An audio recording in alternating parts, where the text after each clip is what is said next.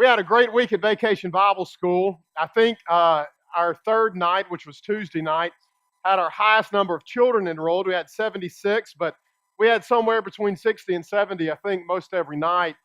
And one thing that I was most excited about was the response of our church family. We had between 30 and 40 adults every night here serving. In fact, Lisa, what number did you tell me was our total enrollment between? So 128 total enrollment between children and adults. And so we had a great week of Vacation Bible School, but glad it's over. Long and tiring. Got a lot of sleep this week. Or this weekend, I should say. Well, we're getting back to Luke chapter 12 now on Sunday mornings, or to the book of Luke. And we stopped at the end of chapter 11, and we're beginning here now in chapter 12. But back in April and May, back in the spring, as we're looking at chapter 11, we looked at a controversy that was following Jesus. The religious leaders of that time period were rejecting Jesus. And they were claiming that he was performing his miracles by the power of Satan. Now, not only were they rejecting the fact that he was the Messiah, but they were going so far to say that he was from the great adversary, Satan himself, not from the great God. And in response to this, Jesus was very direct with the religious leaders of that time period. He said to them, he said, "You are a wicked generation." He says, "You are spiritually diseased to the point that you are blind. You are so blind that you don't even see the light that is clearly evident to you." And he goes on in chapter 11 to tell them what is the cause of this spiritual disease that has blinded them. And he says it's because you are only concerned with washing the outside as opposed to cleansing the inside as well. You see, the religious leaders of that time, they thought that having neat and orderly lives, that being moral and having a good head on your shoulders would be good enough. That having these neat and tidy lives, having their lives all externally put together, would gain respect for them from God. But what Jesus taught is this neat, orderly, tidy lives did nothing but build self-righteousness up inside of them. They were cleaning the outside, Jesus said, but inwardly they were full of filth. We then spent the first 2 weeks of May looking at how we have a tendency to struggle with the same thing the religious leaders were struggling with. We tend to build what we call idols of the heart. You see, we don't stop worshiping Jesus. We don't replace Jesus. We just erect these idols, these things in our life that we begin to draw satisfaction from, and we place them up alongside of Jesus and begin to worship them with Jesus. Now, these idols of the heart, it's easy to see in the Pharisees. It's easy to see when we read the historical account of the nation of Israel and the religious leaders of that day, but it's very difficult to see when it's in your own life. It is a time, it's almost like these idols, they're a hand in front of our face, or maybe they are a blindfold that's in front of us, and we're going through life with that blocking our eyes, but we don't even realize that there's something obstructing our view.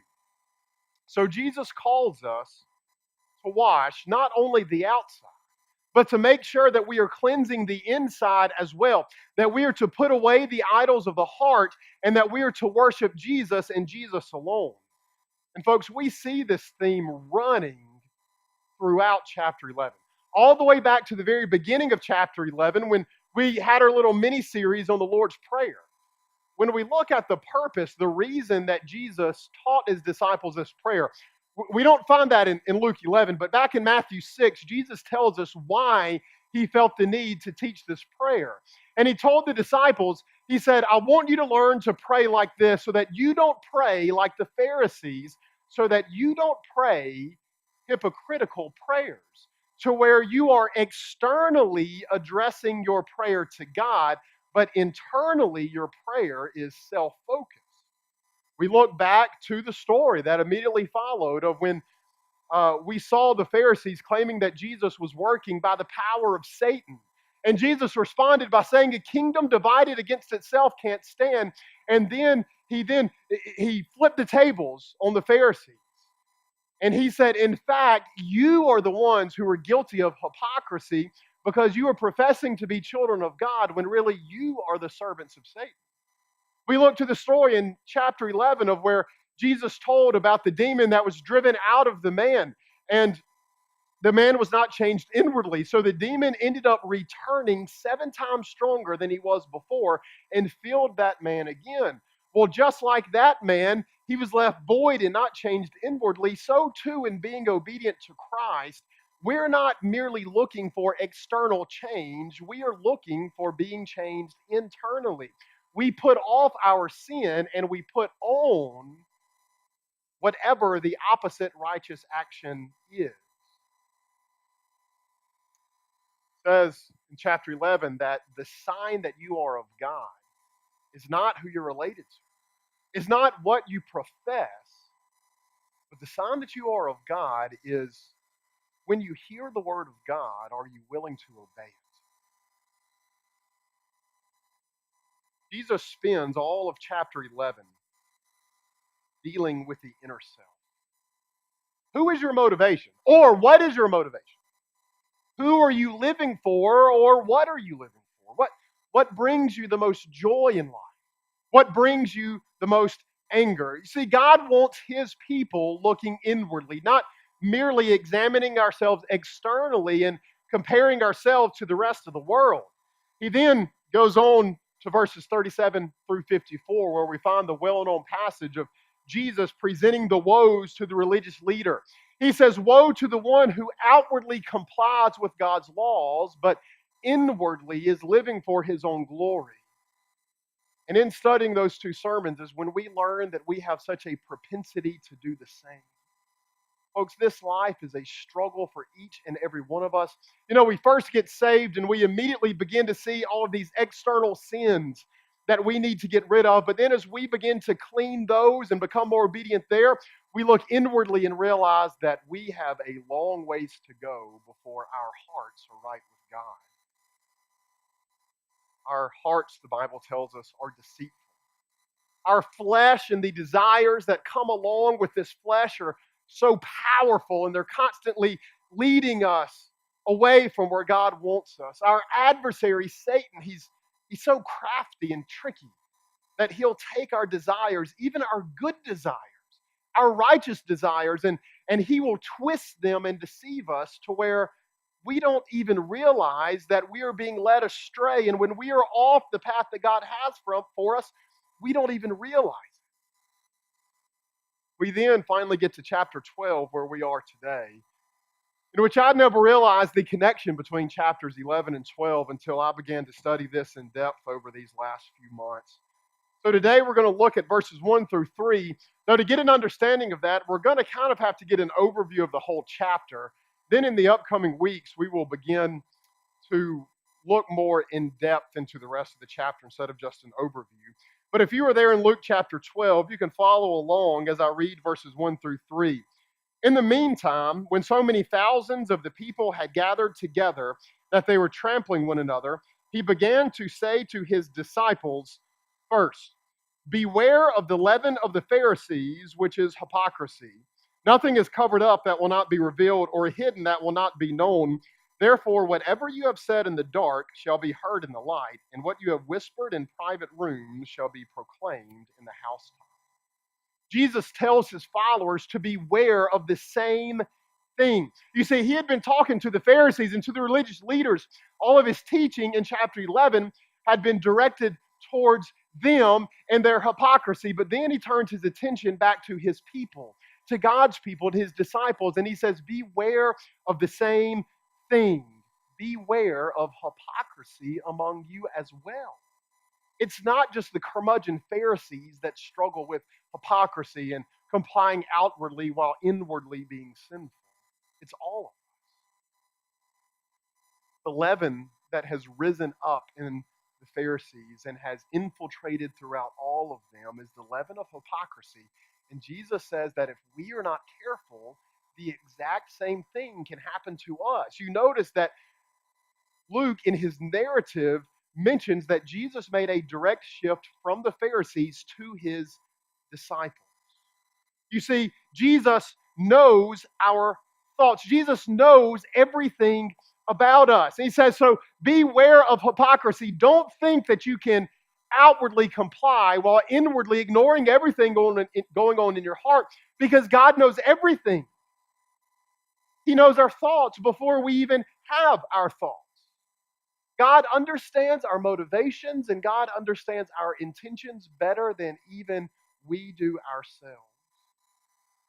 God knows what's going on inside our hearts, regardless of what we are showing outwardly. So Jesus is warning his disciples, don't be deceived into thinking that you've got God fooled.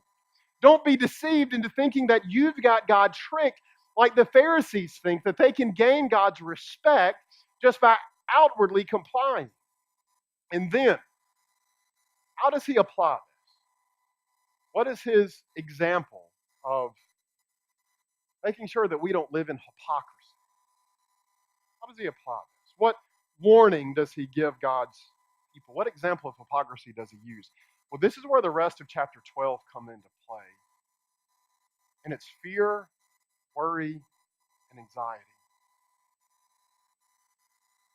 The next 31 verses in chapter 12, as God begins to flesh this out in his people's life, fear, worry, and anxiety.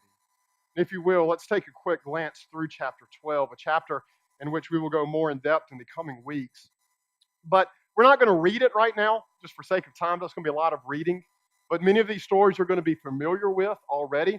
And if not, you can go back and read later. But in verses 4 through 7, Jesus gives a command to not worry being killed by men. Do not worry. Do not be overcome with anxiety that there may be a possibility of you having to suffer. Now, this doesn't mean to not be concerned and to not take precautions and to use common sense, but it is a call to not let these concerns rule your heart to the point of not being able to fulfill your responsibilities in life. In the book of Proverbs, Solomon talks about a man who wasn't fulfilling his responsibilities. He's a man who wakes up and says, there's a lion in the streets, there's a lion in the streets, and then rolls back over and goes to sleep. This man, not having gotten up and looked out his window or door to check, assumes that there's a lion in the street, and if he gets out of bed, he's going to be eaten, so he just rolls back over and stays in bed. His fear of that lion stopped him from fulfilling his responsibilities. In that time period when lions could roam, would it be smart to check before you walked out your door? Absolutely, but you're not overcome with fear to the point that you can't function. We then go on in verses 8 through 12. He says, don't fear losing your reputation.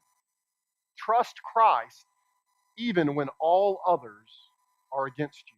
Verses 13 through 21, don't trust in riches and don't fear losing riches. Trust God and fear God instead. Verses 22 through 34, don't worry where your sustenance will come from. Trust God's provisions for you and your family. Now, how do these apply to hypocrisy? Jesus says, beware of hypocrisy, and then he moves right into all of these don't fear commands. How do they apply to hypocrisy? Many will look at these and say these are common instructions. How does me fearing cause me to be a hypocrite? Well, it's because all of these have to do with you living a life of consideration towards God. All of these have to do with you living a life of consideration towards God. I've mentioned before the connection between trust in God and anxiety. And I've been questioned by some people about that. Many haven't liked the conclusion that the Bible comes to, that overwhelming fear. Now, not fear, not concern, but it's the overwhelming, all-consuming fear. People haven't liked the Bible's conclusion that that results from a mistrust in God. But when you look at the Bible, in particular, this chapter here in Luke chapter 12, you can't deny it. Did you know that out of all the character traits mentioned in the New Testament, out of all the godly traits that we are called to pursue, that trust in God in all circumstances is the third most common trait mentioned behind love for one another and humility. Now, this isn't trust in God for salvation. This is trust in God in all circumstances in life. Our anxiety comes from fear that some circumstances in life will overwhelm me, or at least the anxiety comes from an unwillingness. And this is typically where I struggle with more than any other. The anxiety comes from an unwillingness to cheerfully submit to God's agenda over my own agenda. You see, there are many of us, myself included, who trust that God is using all things for good. That trust that God is sovereign and He's going to work all things according to the counsel of His will.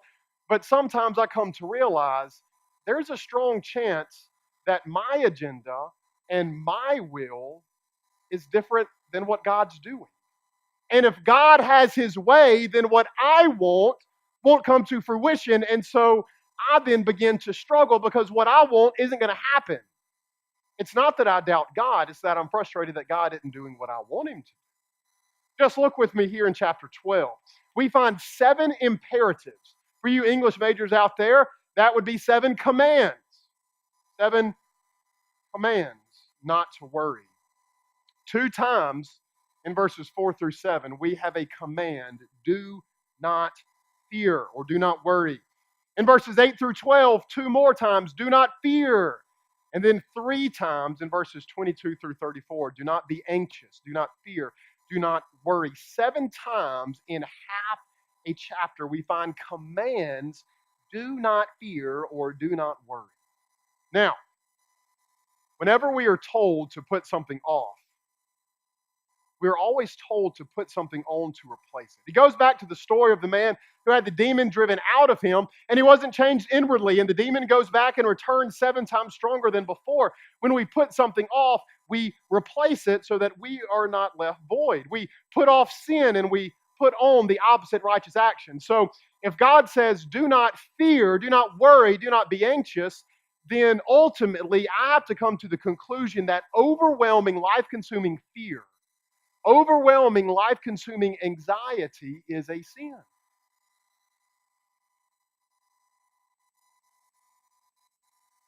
And so, if it's a sin, then I am called to replace it. Well, what am I replacing that with? Well, let's look to chapter 12 again and see what these commands are. He always starts out with saying, do not fear, do not be anxious. What does he say later on in that passage? In verses 4 through 7, he says that we are to put on entrusting your life to God.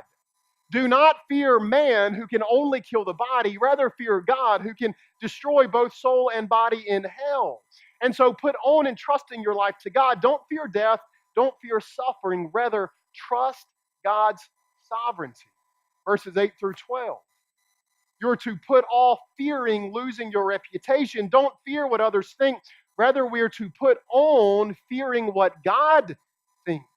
We're to trust Christ with our reputation.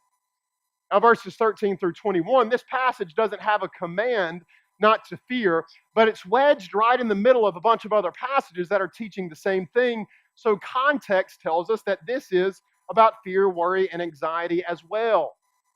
But we have a story here of a man trusting in his own riches, consuming his life with the pleasures of this world. And Jesus' answer to this man is be rich towards God, not towards the world.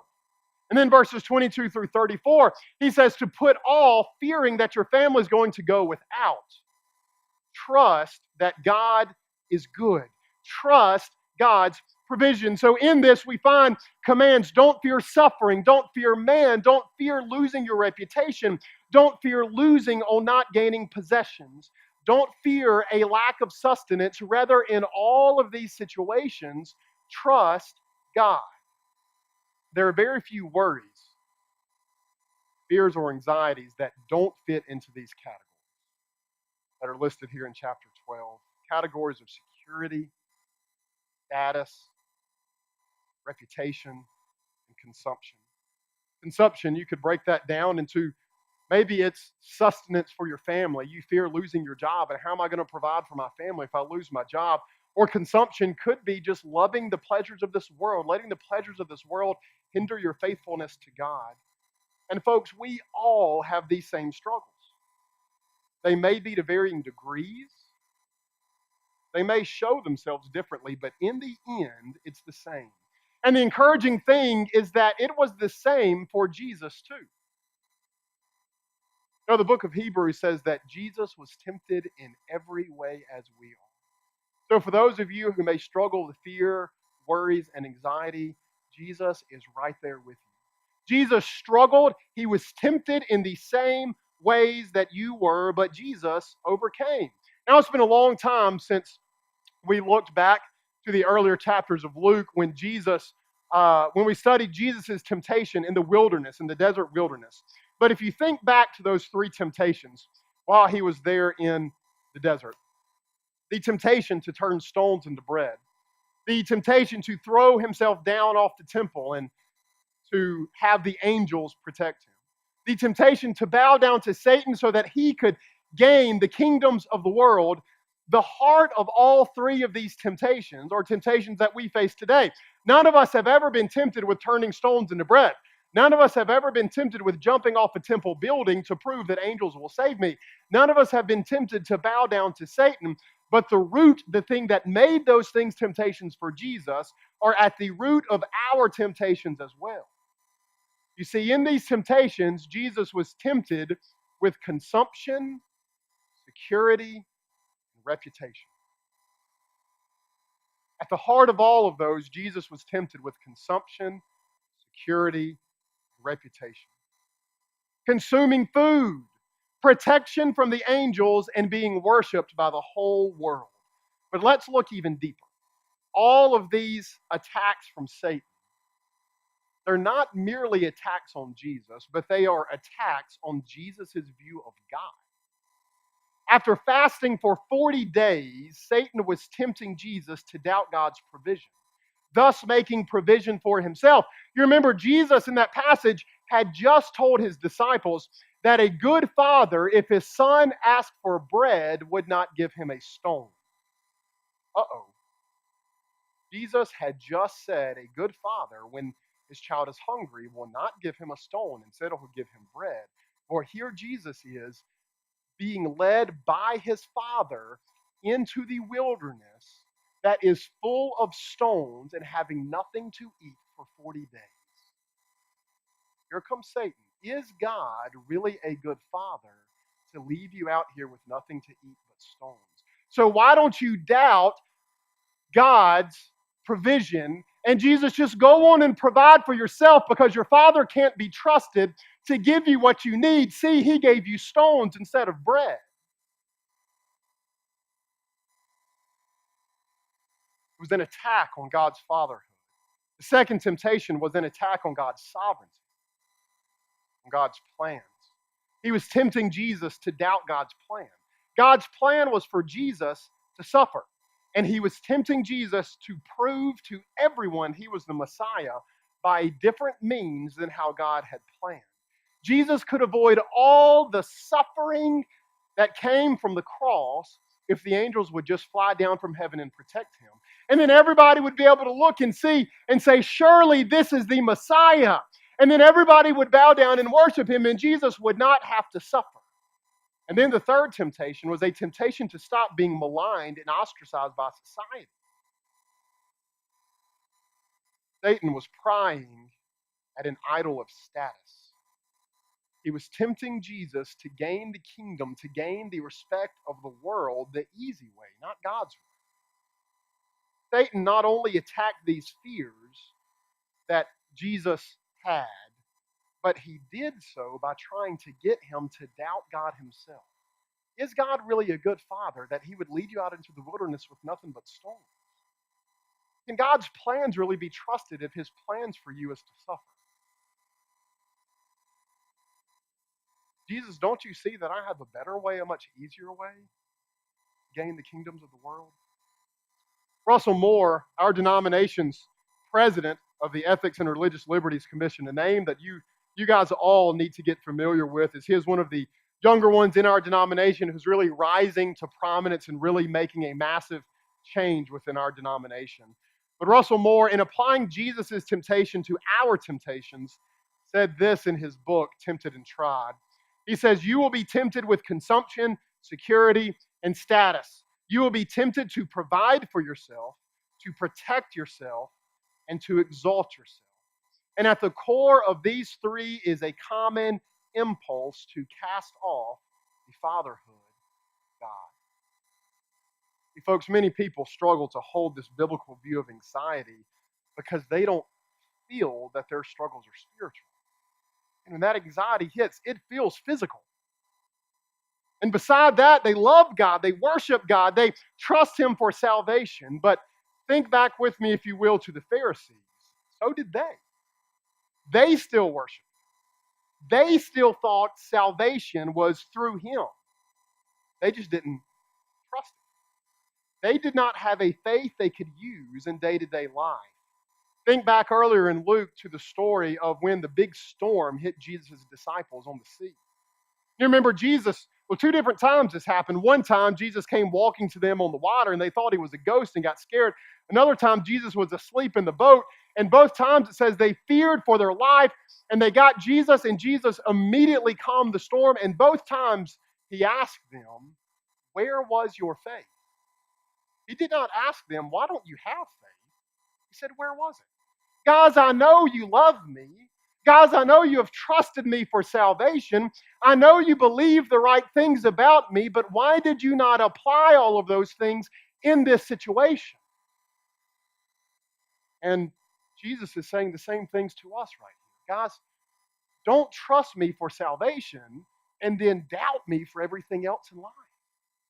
Trust me that I'm going to be working good in everything. And folks, here's the deal. If our fears come from our response to losing that which we love, then it's spiritual. We love our children and we don't want to lose them. So we fear for them. Now, folks, concern, I want to get the point across, concern is not wrong, but when it's a life-consuming concern, can you be at peace when your child turns 16 and drives away from the person? Is your security in your ability to control your child or in God's ability to control your child? For the first time in life, your child is going to be doing something super dangerous outside of your provision, and for that whole 16 years up until that point, you have been able to protect them. And you have found your security in knowing that I know that they're okay. I have peace because I can watch over them. But suddenly they drive that car away, and all that security you had of me watching over them, me protecting them, me controlling them, all of it's gone. Where is your peace going to come from then? When you have no control. See, that's where our peace comes from Christ. God has the ability to protect my children. And God is a good father, and He has a perfect will, and He is working all things according to His will. And so whatever happens to my child is according to God's will, and He says that everything that happens according to His will is good, even when it hurts. We love our reputation, and we don't want to lose it. So we fear people thinking badly of us. We love our possessions and our easy life, so we fear losing that and not having the level of lifestyle that we once had.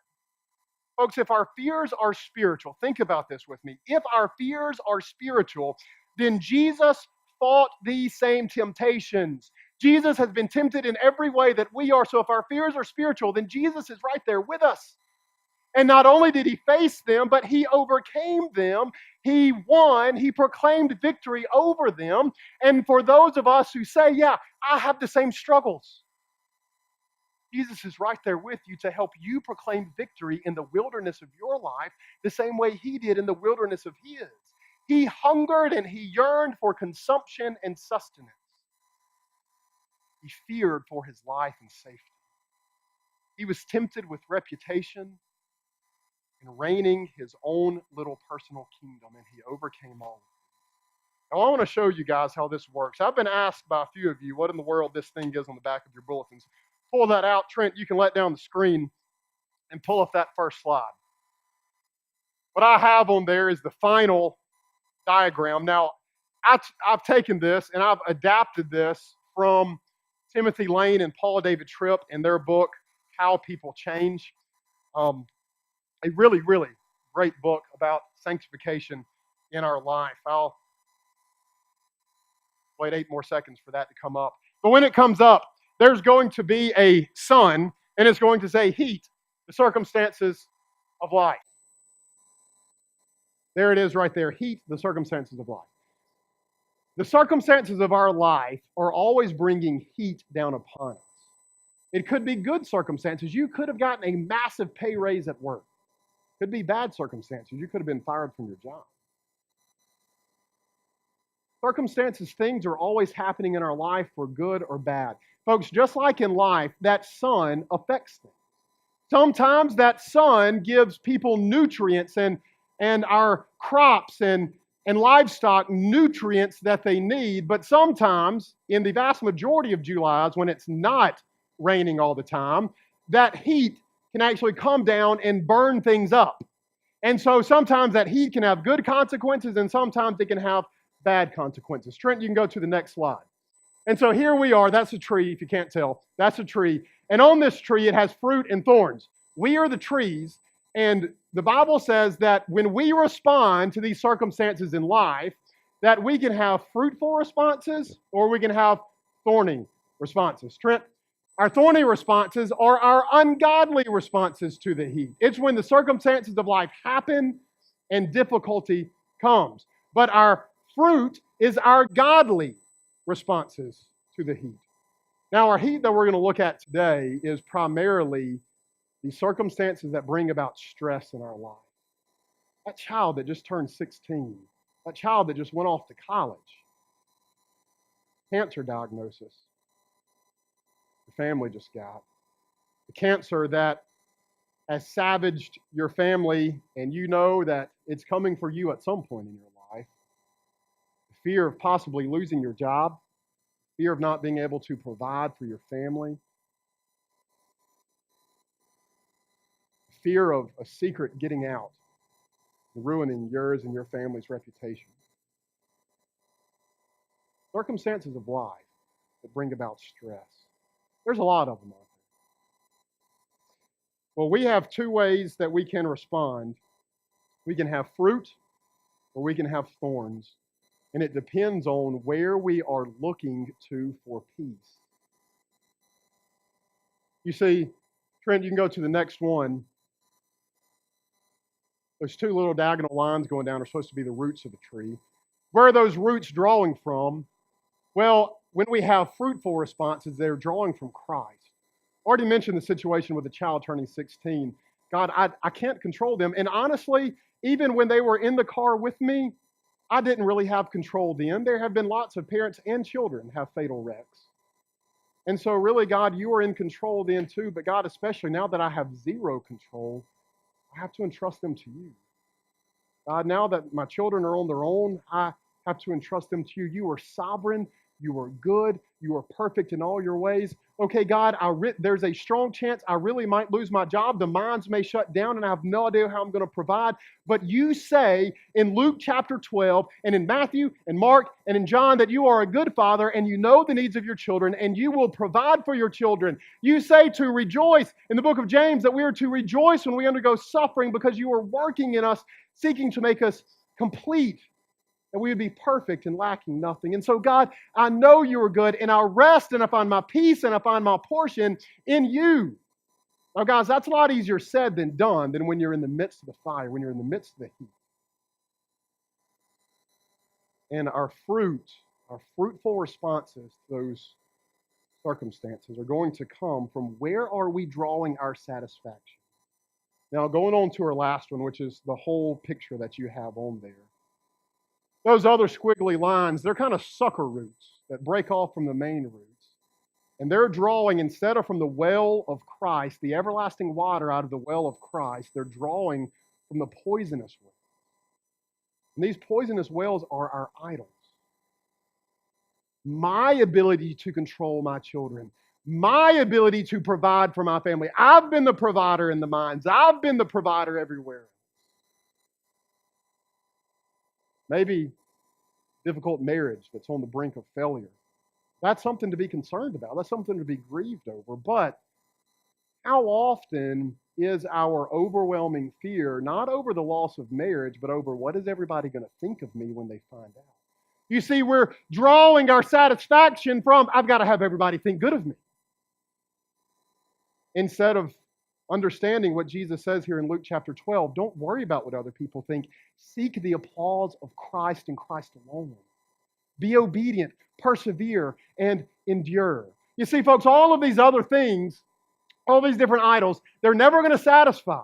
You can never perfectly protect your children. You're never going to have a perfect, idyllic marriage.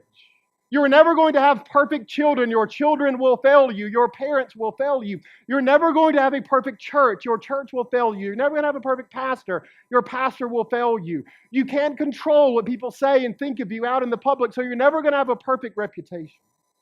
And folks, what happens is we have these idols. It could be a life of ease. Men struggle with life of ease so badly. We come home from work and we don't want anybody to bother.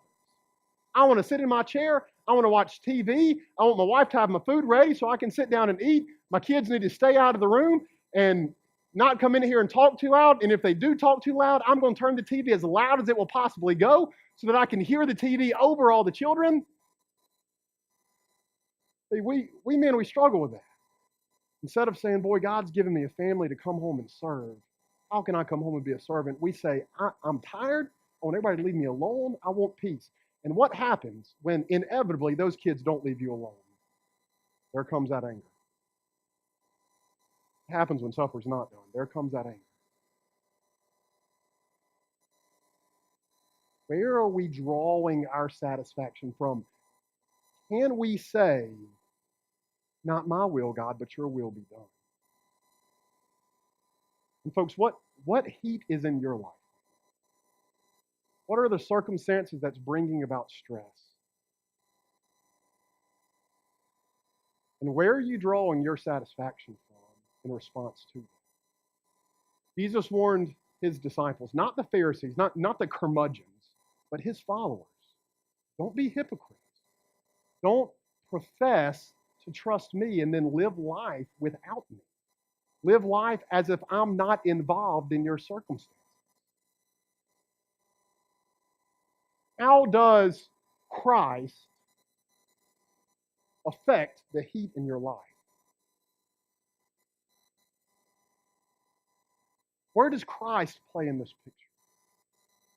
The question that we all need to ask. And guys, I encourage y'all to come back as we begin to look next week more at what to do, more at how to draw from this well of Christ, to where we can say with Paul in Philippians chapter 4, I've learned the secret of being content in any and every situation. I've learned how to be brought low. I've learned how to abound.